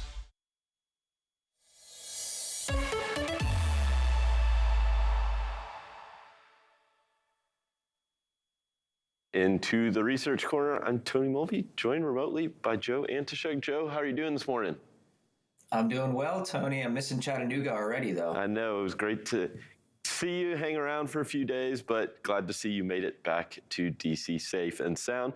Obviously, this week, big week, because earnings season really got kicked off. I mean, J.B. Hunt is kind of that first player that reports every quarter, kind of that bellwether on the intermodal side, but also has a lot of different business segments that are kind of indicative of what to kind of expect from other participants in the freight market. And obviously this quarter, the fourth quarter, there was a pretty big miss. Granted, a lot of that miss on J.B. Hunt's side stemmed from a $64 million insurance claim dating back to 2017. So obviously that had a big impact, but diving into the actual results of their business segments, I mean, you can kind of, and comparing it with Sonar, you can kind of understand why certain things reacted the way they did, or the results were what they were. And we'll bring up our first chart here. Obviously, J.B. Hunt, massive intermodal player in the domestic space. Right here, we've got our outbound domestic rail container volume. And J.B. Hunt in the quarter, their average number of loads on the intermodal side was down 1.2% year over year. So here we've got 2021 in that blue line and 2022 in the white line. Those dotted lines you see are the averages for the fourth quarter. So, I mean, you can see it was about a 3 to 4% decline throughout the entire quarter. So overall, compared to what we see in Sonar, Hunt their volumes held up a little better than maybe the overall market, but not a surprise when you consider how big and a dominant player they are, and how much in the space, how well known, or they're that bellwether on the intermodal side specifically. But you did see some things. I mean, margins really started to squeeze when you see revenue per load up 12.4%. But cost per load was up 13.6%. I mean, Joe, when you look at this and see, I don't think it was a surprise to see a decline here in volume, but their overall revenue increased. So again, when you see that, do you think it's a surprise overall? Well, I think it's a little surprising. What I sort of took on a positive front from their earnings at large, though, was that the idea that they're hearing from customers that we are currently in an inventory correction, like that we are already in that process, I thought was actually pretty encouraging, because, like, you know, you and I talk about the Logistics Managers Index when it comes out every month. And inventory levels there, you know, as surveyed, they survey transportation managers, and they're still in like a growth phase there, right? So it almost seemed like, right, we're not in that contraction period yet.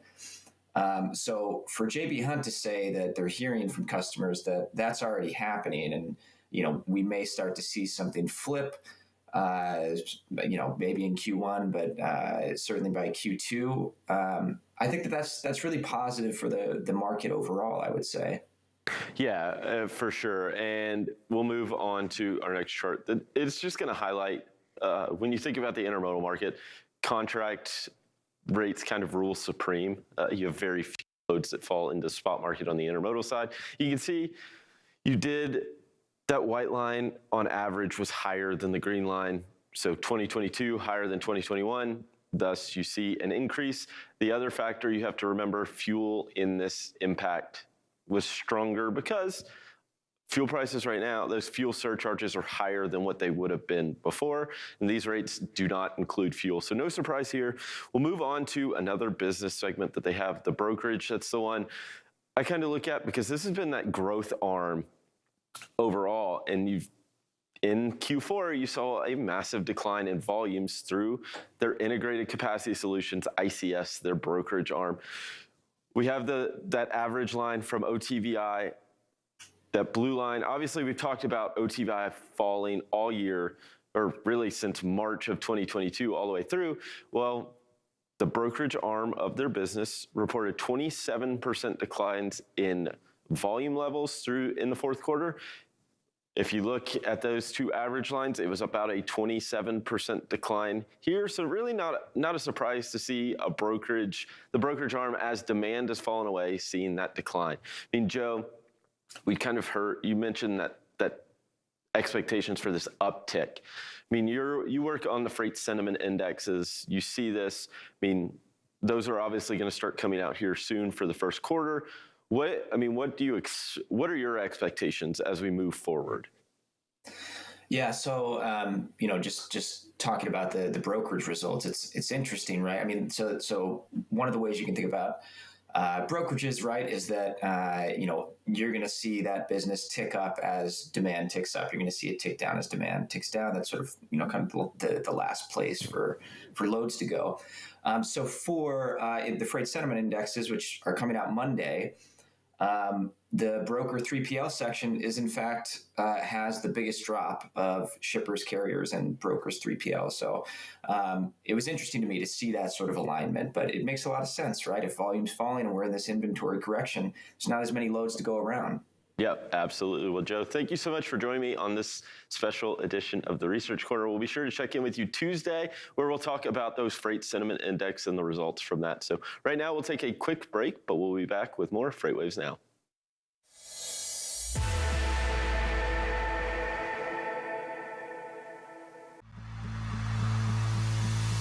When guests come to an event like F3, we know what they want is a chance to show off their products, their swag, and make new partnerships that will last until our next FreightWaves event. But the problem is there are so many industry events, it can be so hard to find the right one to invest your time and energy in. We at FreightWaves take your investment seriously. Which is why we've brought together thousands of industry professionals in one city over 3 days to showcase all you have to offer. Because your successful connections at an event like F3 move all of us forward. Don't believe us? Join us in June.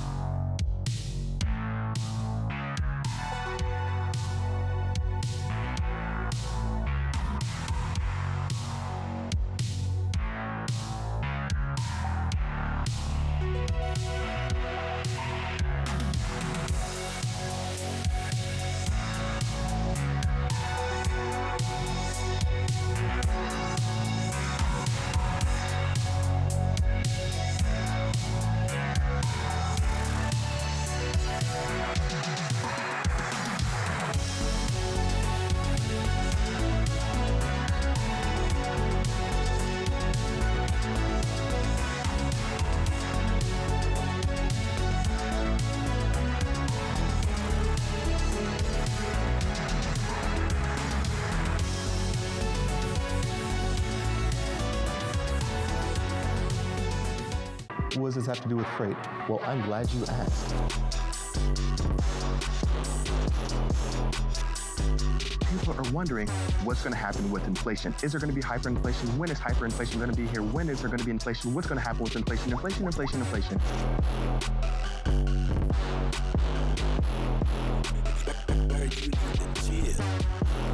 This is the sexiest topic within the economy right now.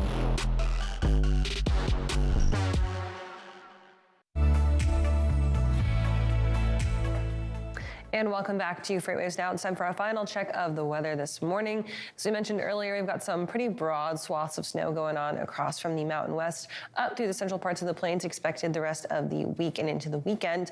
But let's move back up into the Pacific Northwest, where they've been dealing with a heavy amount of rain the last few weeks. Now we're finally going to see some mountain snow move back into the area as that colder air sinks down. So let's check it out in Sonar Critical Events.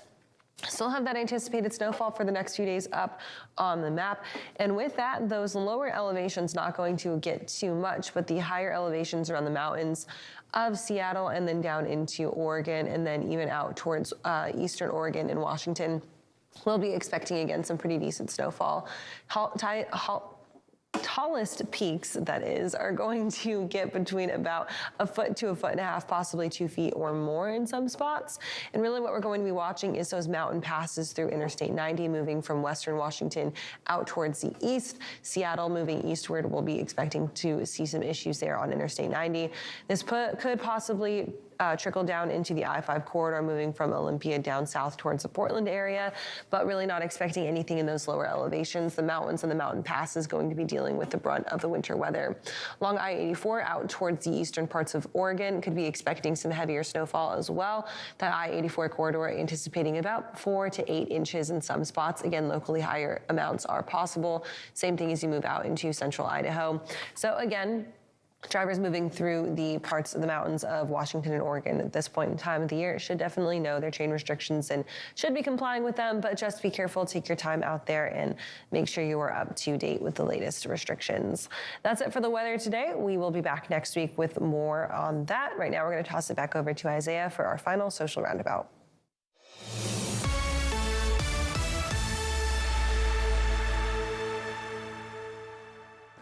Welcome into Social Roundabout, everyone. I'm Isaiah Buchanan, and today is National Cheese Lovers Day. And if you are a cheese lover, this video that we're gonna have to show you is going to make your mouth water. Pizza Hut is creating the biggest pizza ever. They're calling it the Mega Pizza. Now, if you look at this video, you can see just how massive it is in scale to the people that are there putting it together. This thing is going to be over 14,000 square feet and will be able to make 68,000 slices of pizza. Now, you can't exactly put something like that in an oven. So basically what they're doing, you can see that they're having tiny rectangular little pizzas put together there, and then they're sprinkling the cheese, or they'll paint the sauce onto the dough and then sprinkle the cheese and put the pepperonis on there. But then they have a little cooking device that will hover over the top of the pizza to cook it. Now, part of that video is going to be coming up here in just a second. But when this is all said and done, this pizza is going to be over 13,000 pounds of dough, nearly 5,000 pounds of pizza sauce, 8,800 pounds of cheese, and over 630,000 pepperonis to make this entire pizza. Now, the really cool thing that's happening with this is that this is all in the Los Angeles area. This is actually at the Los Angeles Convention Center. And in that area, Pizza Hut will be donating this pizza to all the local food banks and charities there in the area. So really cool thing that Pizza Hut is doing.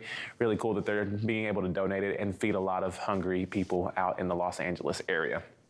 Now, we're gonna stick with food for just a second.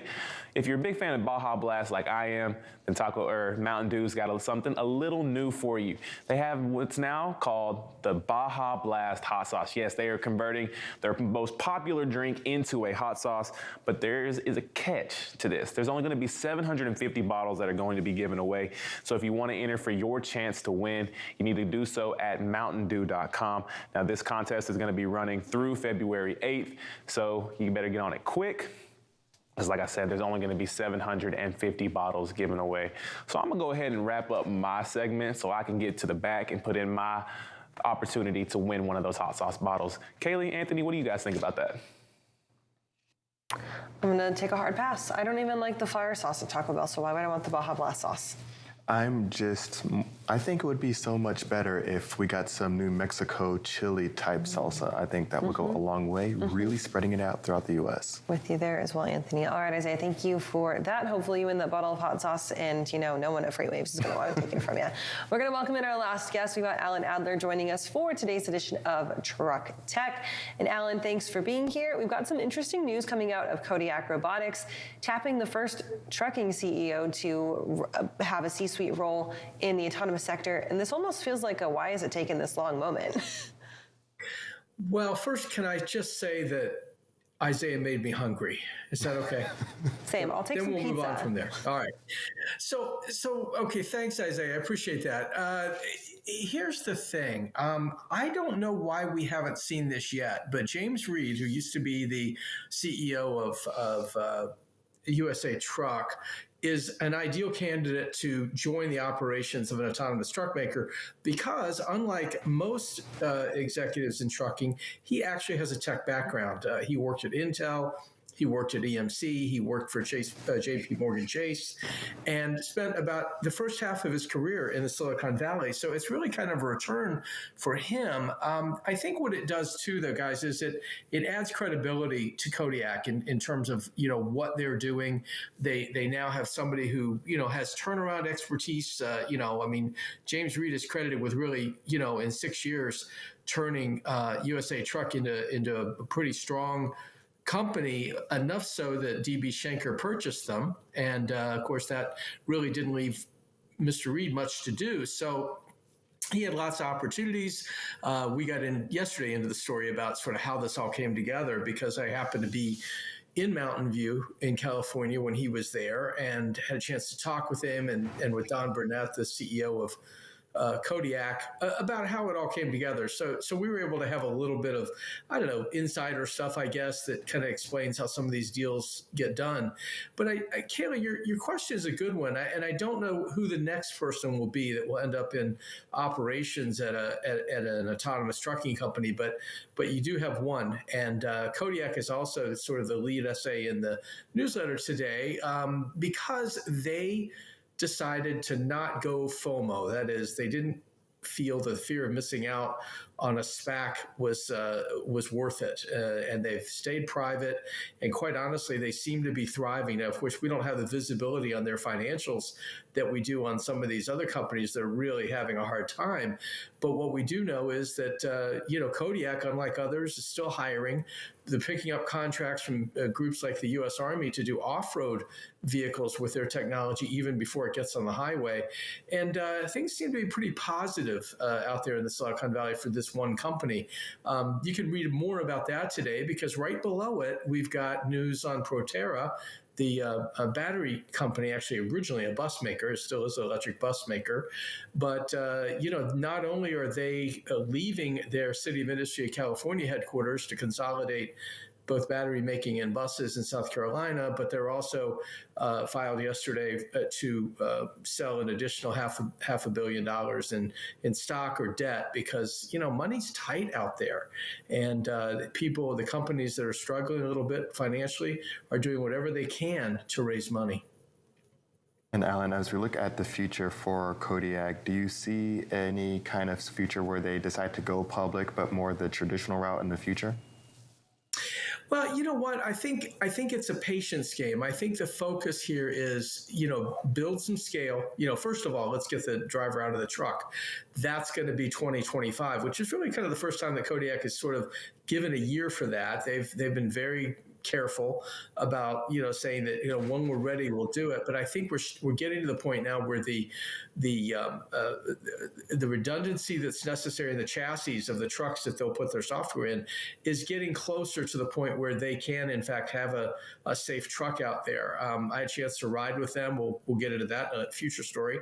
Haven't been in a truck in a little while, so I had a chance to go around with them and actually do some things I haven't done in an autonomous truck. So that's kind of a future play for us. But I would say that the whole idea now is to deepen the partnerships. That's the way Don Burnett puts it. Deepen the partnerships with the companies they're working with. Pilot is one of those, by the way, and they will have their first autonomous trucking hub in the Atlanta area later this year. So I think they're doing all the things. I don't think they're that worried about, when to go public and that sort of thing. I think they just want to get a business that can stand on its own commercially. Kodiak is fascinating to me because they're kind of a PR person's dream, right? They've been really out of the news except for their positive experiences. They've kind of stuck to their promises and stuck to their guns, and now they are getting this more visibility from the press side into things because they are sticking to what they said they will. And I think a lot of that is a testament to putting their focus on the operations and development instead of, chasing the kind of quick hit reward of what a SPAC is, right? When you're looking at, of course, we don't have the insight into their financials. So when you look at talking to now Don Burnett and now James Reed, of course, what do you think some of their long-term financial goals or financial health could maybe look like if you're just sussing it out of the conversation? Well, I don't think you can put numbers to it. I think the business model is ultimately to sell a service.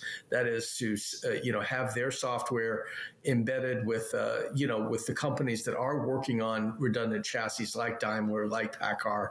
Don told me, he said, I can't speak for PACCAR. He said, but if I were to speak for PACCAR, I would say that I would like to have, our technology available. And I think that's something to watch this year is because all of these partnerships that we see, and Aurora Innovation has the partnerships with both Volvo and with PACCAR, but they're not exclusive. So, anybody can kind of go anywhere. And I think if you've got a a business that really is set up to run like a business is not just a science project, I think you've got a really good chance. It's just too hard to say, where the money is yet, but it is something that, once you've got a safe truck that you can put this software on and run it, then that's where the real value comes in, because we've talked about this before, guys, but 40 to 43% of the cost of running a truck is the driver.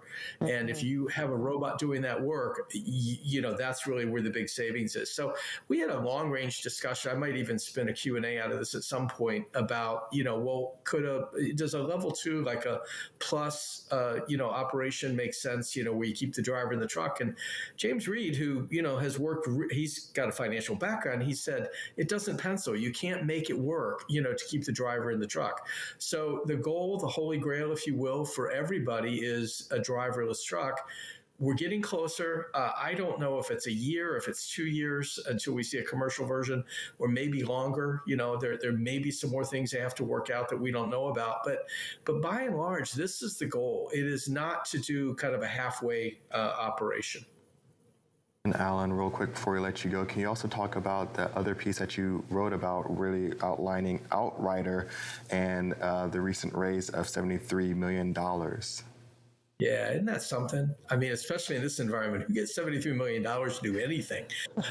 So I think it's another company that just fascinates me, because they're taking on a part of the business which isn't very sexy. I mean, distribution yards, you've been there, right? There's nothing that exciting about it, but what they're doing out in Colorado is pretty exciting. And we had a chance when we were in California to meet Mark Norman, who he's on the board at Gatik, which is the middle mile company that's doing autonomous already, and he's also ends up leading the round. This is the C round with FM Capital for Outrider. So he's pretty excited about it. I think you talk about profitability. There's a ton of money to be made here because of all the freight that moves through these yards. And if you can, again, take the human aspect out of it or reduce it dramatically, you can start minting money. And he likes to say that as Norman, he said, they kind of make money the old fashioned way, through cash flow. So you got to love them. Another company that stayed private, probably had SPAC opportunities a couple of years ago and didn't take them. They were sitting on $118 million for really since 2020, and then got this, C round this week, or announced it this week. And, now they're up to 191 million. They're adding employees. I mean, they are the outliers, not just the Outrider, but the outliers in these in these times, which are so tough for so many companies. And moving in silence sometimes serves you well. All right, Alan, thank you so much for joining us today. It's great to have you as always, and we'll talk to you soon. Thanks. Have a good weekend, everyone. Right now, we're going to take a short break, but we'll be right back with more FreightWaves Now.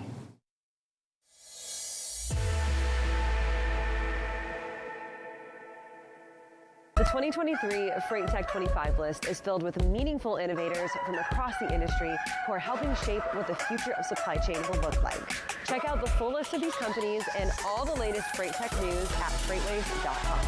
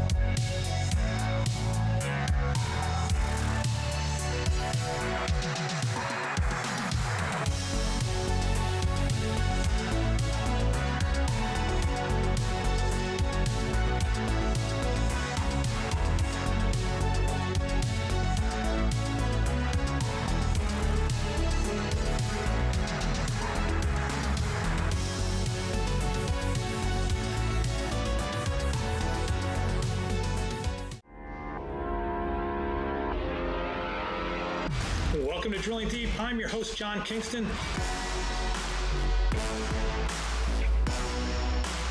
Drilling Deep is the place where we talk about oil and we talk about diesel, and you have to drill to get oil and you have to get oil to make diesel, so that's why we call it Drilling Deep.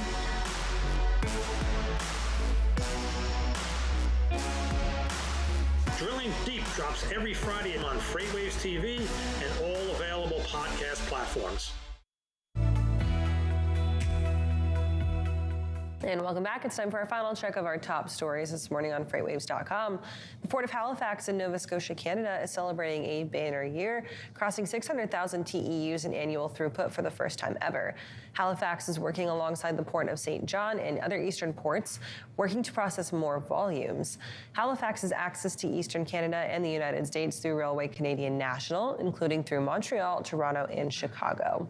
The Canadian government invested $7 million Canadian dollars last year to build a $15 million marine container facility, which will reduce port congestion even further. Road One Intermodal Logistics has acquired regional intermodal service provider The Transporter, with service in Houston, Dallas, and Laredo, Texas. The Transporter provided local and OTR services, including drayage, reefer, hazmat, and flatbed solutions, will now operate as Transporter Intermodal Logistics, a division of Road One. The terms of the deal were not disclosed, but it will add 122 trucks and 150 drivers to the company. And James Reed, former USA Truck CEO, has taken over the Chief Operating Officer role at Kodiak Robotics, becoming trucking's first CEO to transfer to a leading role at an autonomous startup. Reed said that he feels that this is where he is supposed to be after spending half of his career in tech and half of it in trucking. Other autonomous startups have hired policy and safety experts, including 2 former acting administrators of the FMCSA, but no one else has trucking CEO experience. Kodiak has the goal of becoming commercial in 2025 and said that this hire will help drive them there.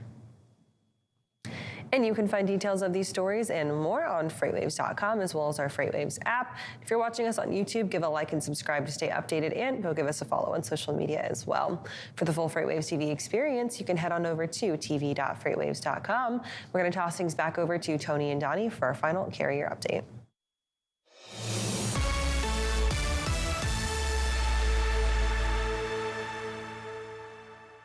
Welcome into the final carrier update. Donnie, lanes of the day. First one, we touched on it a little. Kansas City was one of those markets where we're seeing rejection rates on the decline. We'll pull up a lane here, Kansas City to Chicago. So, yeah, but you notice I turned the reefer on. Oh. Because I turned the reefer on, I looked at this. I cheated a little bit. Mm-hmm. I looked at the drive-in. Wasn't what I wanted to see. I believe it was around 242 a mile. It was below my NTI, so I went ahead and turned the reefer on and noticed, it is kind of what we saw about, a little bit of tightening conditions. The reefer side looks like it had tightened up, and that's what pushed rates up here at the end of the year. And they were able to sustain those rates going from Kansas City to Chicago. So here averaging 389, it's a pretty strong run for a reefer run right now. Highs almost $4, I almost said a gallon, $4 a mile. And lows around 357. So some good strong rates here for Kansas City going to Chicago, 500-mile run, almost $4 a mile. And it's been relatively consistent, right? I mean, there hasn't been massive swings. I mean, seeing this upward pressure that we saw and the sustainment of that upward where the rate is. But what's good about this is, let's go to the next chart and see the reverse part. Yep. Coming back, you're at 394 still. So this is a good, and of course you see the big rise out of Chicago right now. Chicago is one of the strongest markets, drive-in and reefer. So here, if I was a carrier right now, reefer, drive-in, I would definitely just be on accept anything into Chicago that you can. Because coming out, it's going to pay pretty good compared to any of the other markets in the U.S. And that goes as far as anything kind of up that coastline of Chicago, Milwaukee, Green Bay, all in there. Those seem to be paying pretty good lanes right now of going to the rest of the U.S. Now, the other problem is you're going to hit some weather. There's been a lot of weather in those areas, and that could be slowing the trucks down that are delivering and picking up, causing demand for trucks to rise because those trucks aren't moving enough freight. And, of course, you also have to run and drive in that weather, which you have the risk of wrecking and losing your company, basically. So those are the risks that you take, and the risk leads to higher rates. That's why nobody wants to run up. A lot of people don't want to run up in there right now. All right, next chart, we're going to turn the reefer off. And we're going to look at Harrisburg to Chicago. Again, going back to Chicago, $2.12. It has been going down, even though Harrisburg we saw was elevated with their tender lead times. You do see that rates were picking up. There is pressure on shippers there right now. And it's still kind of coming down right now, but it's still $2.12 a mile. But getting out of the Northeast to one of the hottest markets in the U.S. at $2.12 on a 700-mile run, I would still probably run this, if not, accept it at your contracted rate. If you can find contracted freight on this lane, and then if you need to, run your spot freight out of Chicago back to where you need to be. Absolutely. It's one of those, if you can get spot freight out of Chicago, it's going to pay pretty well. Real fast, here we'll go one more forward. Chicago back, $3.39. Yeah, so exactly. Prime example. Getting into Chicago is the key. Getting out on spot freight is going to pay pretty well. Awesome stuff, Donnie. Thank you as always. We'll be sure to check in with you again next week. Right now, we'll hand it over to Kaylee and Anthony. All right, guys, thank you so much for joining us today on your Friday edition of FreightWaves Now. Got plenty more content coming up for the rest of the day throughout your Friday. That's right. So, of course, we have our flagship show, and that is going to be What the Truck, coming on in just about an hour. We also have an edition of Fuller Speed Ahead and Running on Ice. Absolutely. Drilling Deep will be here this afternoon as well. John Kingston talking all about the oil markets going on. And then, Anthony, we mentioned Global Supply Chain Week a little bit earlier today, but go ahead and go get registered if you haven't quite yet. It is a free virtual event. It's going to be 5 full days, chock full of great information, speakers, the two of us. Yes. And of course, it's a great way to network through these virtual events, so you can have a lot of folks to meet and interact with in those in-person events as well. Remember, there's a giveaway every day as well. Thank you guys for sticking with us. We'll see y'all on Monday morning starting live at 9. Have a great weekend.